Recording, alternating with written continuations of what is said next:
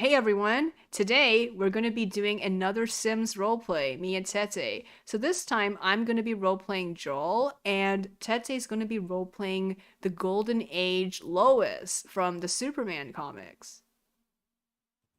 Absolutely. Golden Age Lois is my favorite version. You can't beat the OG. And this is Lois at her finest. Right, so if you're listening on Anchor, check the description and click on the YouTube link to watch this in real time. So you're going to see the Sims, and we're going to be talking over them as, they interact. So this is Lois. And this is Joel. So they're Oh, dressed in retro clothes as, which fits their setting. exactly. They're pretty much in the same setting when you think about it. Right.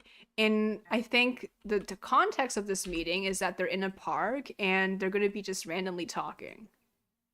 Yes, Lois has gone to the park to clear out her mind from the turmoils of her tumultuous journalistic life, and she encounters this young man who is Oh, who very are polite. you? Pomzai Oh, Zifka. how nice it is today, isn't it? Yebani Yes, it is very nice. It's a very Hakam. pleasant day. It's hard to Uchima. believe that despite pleasant Wafakazaki. days, sometimes unpleasant things are happening right within our city. Oh, absolutely. There's so much darkness to this, the society, this modern society that everyone loves to praise, but there's so many problems. By the way, as an interesting side note, Joel does not find Lois attractive. He perceives her as unattractive according to the game. Oh, well, don't worry. Clark and Mishka love her. I think he thinks everyone's unattractive except for Malka. Tattoos, yeah, he doesn't like tattoos, yeah, right? I forgot. Okay, I'm gonna see. Unattractive, yeah. Oh my, well, that makes sense. I mean, do you think Tattoozia and Lois are very similar? Yeah, there's a what the heck? Okay, there's something wrong with Joel's programming. He perceives Malka as What? unattractive. What on earth? Oh I know. no. So, okay, I am gonna recalibrate his attraction right now and see what happens then. What's wrong? What on earth, Joel? I know. OMG. That was terrifying. Okay, so pick Malka, heavy strength. So now he really likes her. So let's see what he thinks of Lois now. Okay, still thinks of her as unattractive. Or does That's he all right. is he still in his weird. Okay, now he perceives Malka as extremely attractive, but Lois is still unattractive. And Gerda's unattractive. Tamara is basic looking, so she has improved. She's no longer unattractive, but just basic looking. Well, at least she stepped up in the world according to Joel's eyes. Reinvig is basic looking. I sure hope that Joel does not say this in front of Andre or Clark slash Miska because he's gonna end up with a black eye. The other Gerda, who's married to the Frost Lord, no, Borat now, she is perceived Brad, as unattractive. So every female here is unattractive or basic except for Malka. wow, Malka definitely won the heart of the king here. Oh, the other Malka, the SBB one, is also extremely attractive because she's a clone. Oh yeah, that's true. She is a clone. She's just wearing an outfit. Yeah. How about the other Lois is basic. Brother Lois, and to think she's a redhead. Yeah. Oh, and he thinks Finola is attractive. What? Okay, he thinks Merwin is extremely attractive. Why? How are these women? No offense. How are they attractive? Well, we'll see what happens. Oh, he sees Katya as attractive too. I can understand Merwin and Katya. They are attractive women, but not Finola of all people. Oh, Sasha, remember Sasha? She is perceived as unattractive. Okay, anyways, he does not perceive Lois as attractive. Let's continue. Yes, yes, yes. Let's continue. Hooray! So, Joel can pick Hooray! up the No convo. problem. And then he just Did it goes on, win? yeah, this society is, kind of screwed, isn't it? Like, you're very right about that. There's all sorts of corruption going on. In fact, just today, I had to undergo a really terrible experience. One of our local aldermen has been taking bribe money from some union bosses. Can you believe it? Oh my gosh, I know. It's just so corrupt. The society, everyone's so selfish and so focused on the material. are, and they're all thinking about power and money, regardless of the safety and well-being of their fellow man. It's utterly disgusting. By the way, I'm Lois, Lois Lane, reporter at the Daily Planet. What's your name? My name is Joel Farber. I'm just a bookkeeper at a grocery store. Oh, that's a nice job. I mean, I guess it's pretty calm where you work at, huh? Yeah, I guess. He's like, It's just a tiny room with no windows. Perfect, huh?" That sounds really depressing, though. I mean, can't you get a room with a window? No, it's a storeroom basically. I mean, the grocery store is just so small that there's basically no room for me to do anything. So that's why they had to clear out a storeroom, and that's my office. That's kind of sad, Mr. Farber. I mean, surely Ulak maybe you could Zer. work on the countertop. Does it have like a little soda Reba. fountain thing? Naya Flu. No, it's just ridiculously small. And he's like, "Well, Miss Lane, what do you work at?" Well, as I said, I'm a reporter at the Daily Planet, and I'm actually kind of neck to neck with one of my peers. So I not quite the star reporter, but I'm getting there.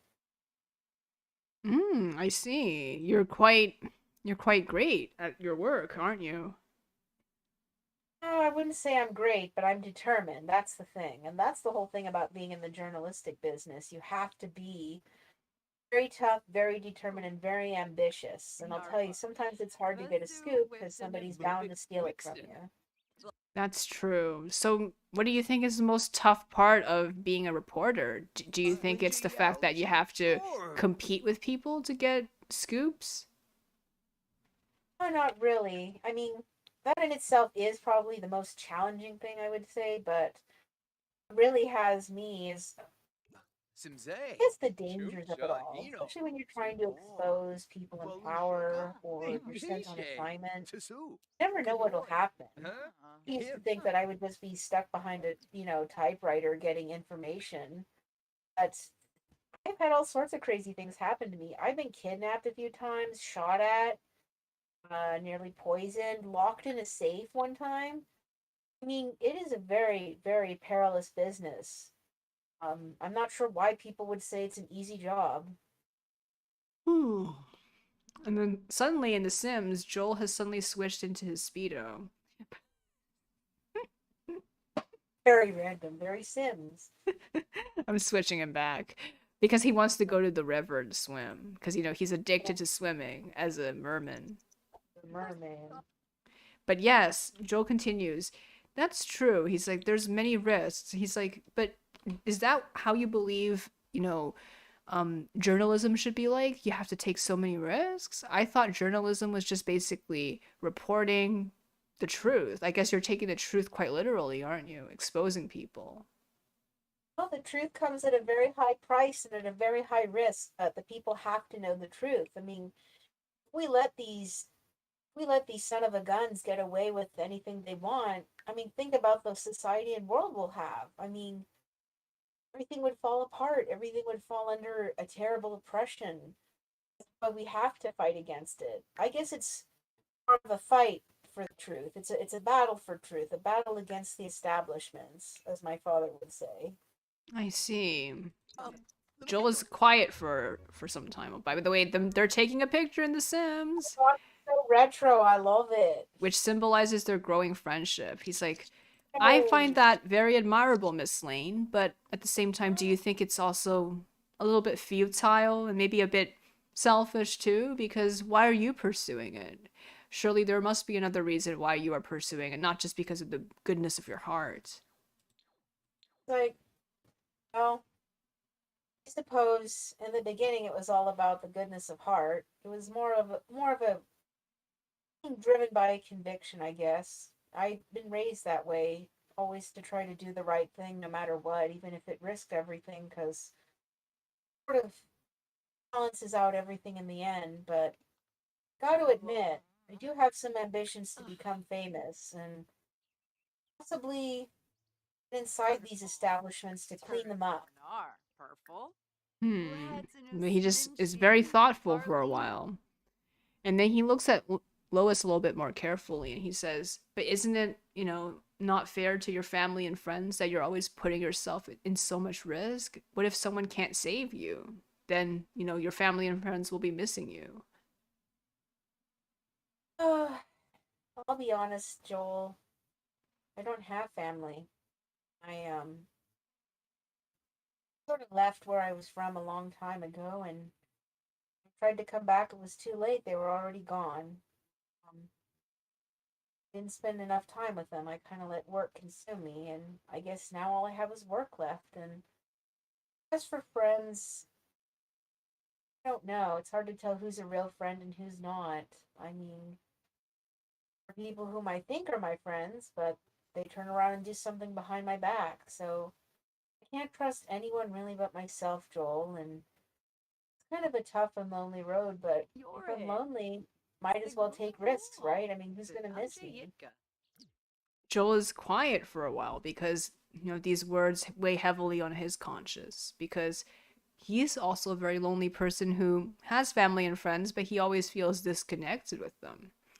So he looks at Lois and then he continues, that's true. And he's like, I think a lot of people are like you, though. Most people are just not willing to admit it.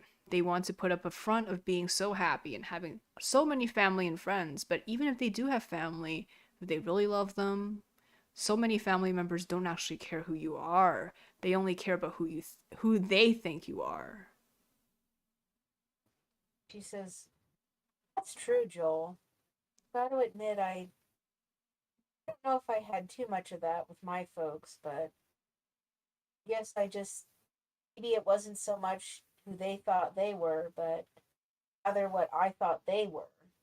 And I got to admit, I didn't do right by my parents. I left and I left everything and kind of became someone I wasn't. But, been wearing a mask for so long, I can't take it off because there's nothing left of who I had been.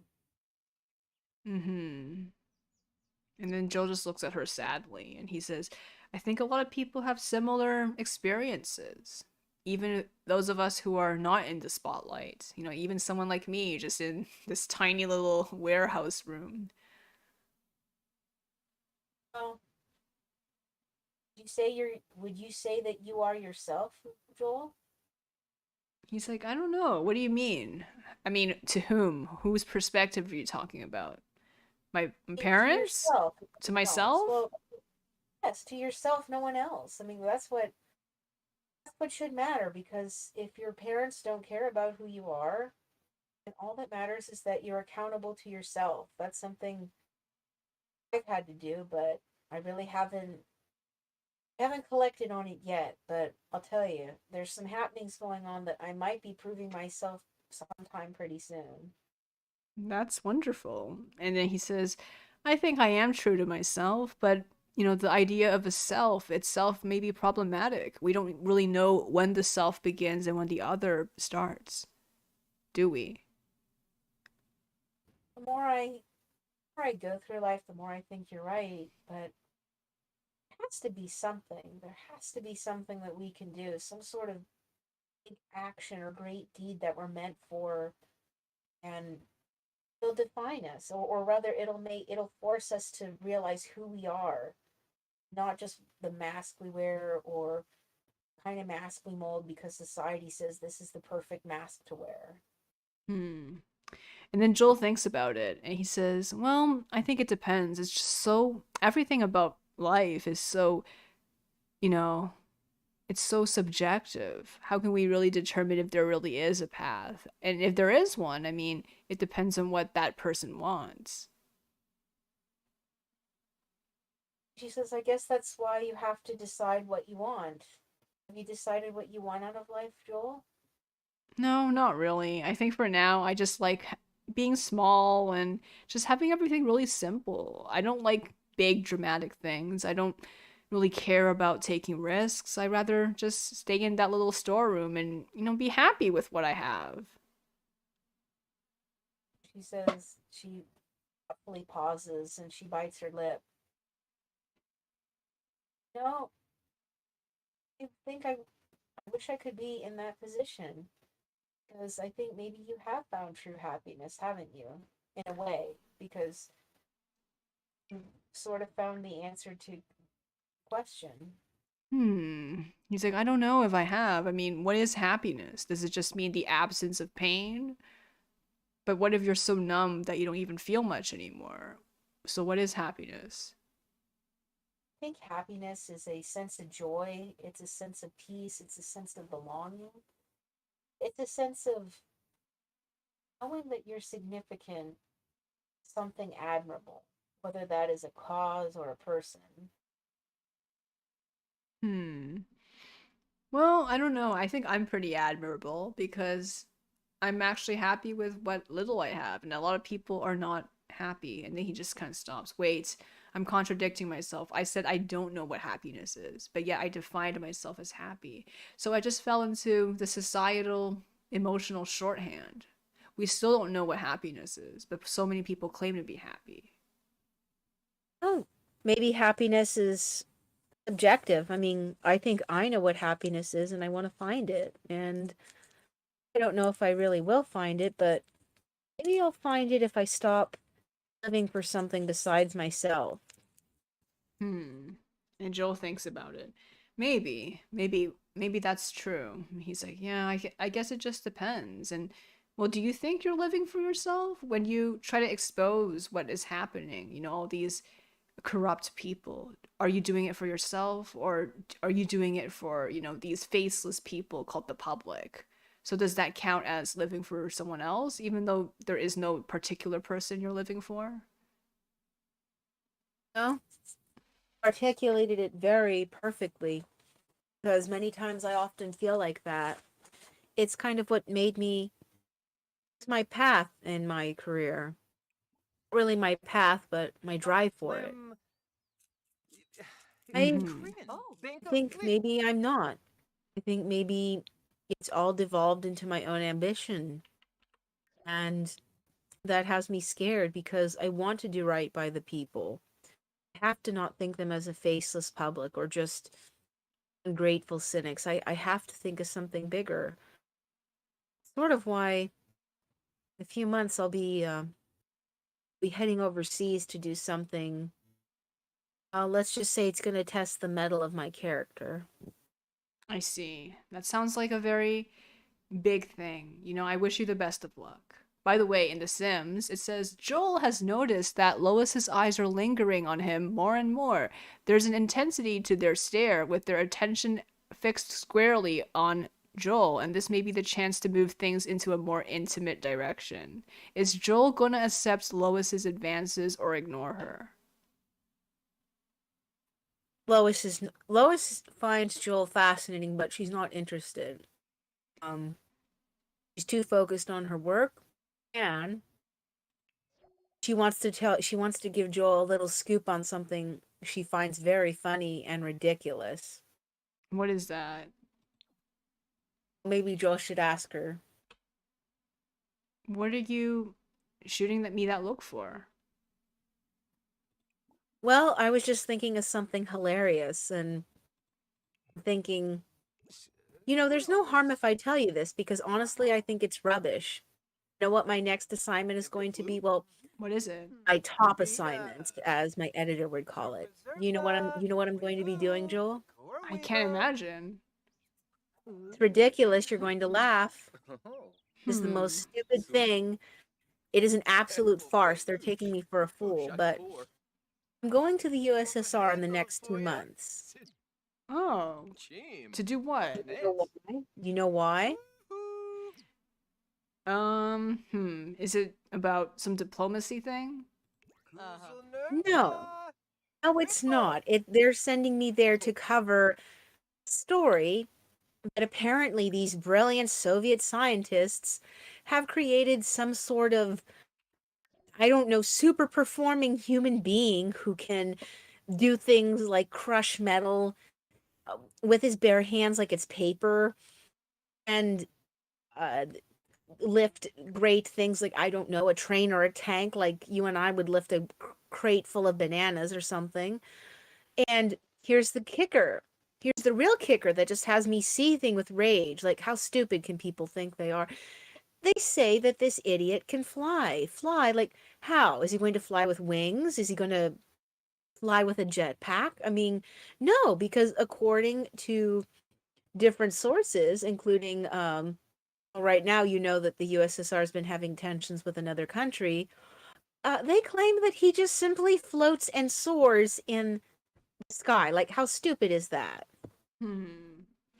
And he says, I don't know. It sounds like, propaganda or something. Probably some kind of complex filmmaking thing. No, Sergei there's no film. Eisenstein. Oh, there's no film. There's not even a photograph of this fool. I don't even know what he looks like. It's probably just some kind of nonsense or some space race thing, right? When they say fly, they mean in a rocket. Oh no. According to the terrified enemy, the man was just flying around, not in any spacecraft, but by his own self, Hmm. and tearing apart their tanks with his bare hands. Like, this is ridiculous. I mean, don't get me wrong. It honestly sounds like something like very like something from I don't know, sounds like something from Samson, doesn't it? But the whole flying thing is just Felicia. utter Free rubbish. Bona. I mean, what on earth are they? Do they really take us Play. for fools? I can't believe I'm going there. I'm going to be made such a fool of. I'm going to be the laughing stock of the Witcher. of the journalist society. Well, don't think about it that way. Just have fun in the USSR and learn about a different society and see what they're actually talking about. Oh, that's true. I suppose I will. I'll try to make the best of it. Oh, still, I'd like to know who this jughead is. I mean, science making a man like that. I don't believe it. Seems I very wouldn't. unethical. Oh, I don't know if it's science. It could be something else. Who knows? I mean, I don't believe science can reach that possibility yet. I mean, don't get me wrong, we have machines, but can't do that for people, can we? No, or maybe it's, like I said, it's probably some kind of attention grabbing propaganda. The whole, the It is probably news Soviet man kind of thing, taken to an extreme. very true. They're always talking about their stupid ideals. It's ridiculous. It's Bumpet. just a ridiculous Sulsa. conformity that nobody can achieve. And what? Sul sul. Bet this is all a fraud, and I'm going to expose it. I'm going to expose this man and everything about this whole concept. I'm going to expose it and make them the laughing stock. Hmm. Yeah, that sounds interesting. We'll see what happens. Well, I certainly hope I'll see you again, Joel, and then that way I can tell you about my adventures when I get back. And I was going to say probably in the next month or so. Um, Feel free to buy a weekly issue of the Planet now and then. You might see my story in there. Yeah, so he raises his eyebrow. I will definitely check. And he's like, I'll well, try to get a photograph of that son of a bitch too. that would be interesting. Yes. And he's like, "Well, if you wanted to reach out to me, here's my my business card." And he gives something that's really ugly to her. It's like a piece of cardboard with like his name scribbled in ink on it. We have a very low budget at the grocery store, so this was all I could afford. Oh, well, don't worry. It's how do I say, you have to make do with what you have. Here's my business card if you ever want it. And if you ever get any breaking story that's actually real and not crazy propaganda, you're more than welcome to drop by my office. It's a very tiny little thing in the corner because no one's given me a promotion yet. But here's my card. Feel free to drop by and see me anytime, Joel. All right, see you, he says. See you. Thank you. So in The Sims, he has suddenly switched into a speedo and he's about to start swimming. And the mood is very flirty right now. Lois Lane was flirting at him and she was blowing him a kiss. Wow, Lois. Well, maybe she likes Joel because maybe he's going to remind her of someone in the future. True. And oh my gosh, she's so happy just looking at his ass. But who wouldn't? I mean, I'm happy. Oh, by the way, did you see the random rabbit that appeared? No, he got dressed in little clothes. He's Yeah. Peter, Kismoy. Peter Rabbit. Someone. Joel's funny. Yeah, Look he's how she's go. wearing it. You know how Joel's like when he spots the river, he's gonna jump in and he's gonna turn into a mermaid. He's gotta switch That's to how he that. ends every social meeting. He's like, "Yeah, I have to go swimming now. Let's follow him." Follow him. And Oh then my we'll end the God. stream. But yeah, we're gonna see him turn into a merman after. You know, I love this expansion pack. It's so beautiful. But yeah, he's just jogging and let's see where he goes to swim. I think it's the river. Oh my gosh. It's beautiful though. It's He's very such an immersive. addict. Yeah. It's hilarious though. Imagine if you had every comic that ended like this. Yeah, then he's mer- like, "Sorry, I have to go swimming now," and then he turns into a mermaid. Just into a mermaid. Oh my gosh. She's gotta reach the shore eventually. I know it takes forever. What a long path. I would love to walk on this path. Mm-hmm. Where the hell is he going? Where's the water? Holy sheesh. He's getting tired. And now he stopped. And he's gonna talk to this random woman. Okay. All right, that's it for today, guys. Thank you.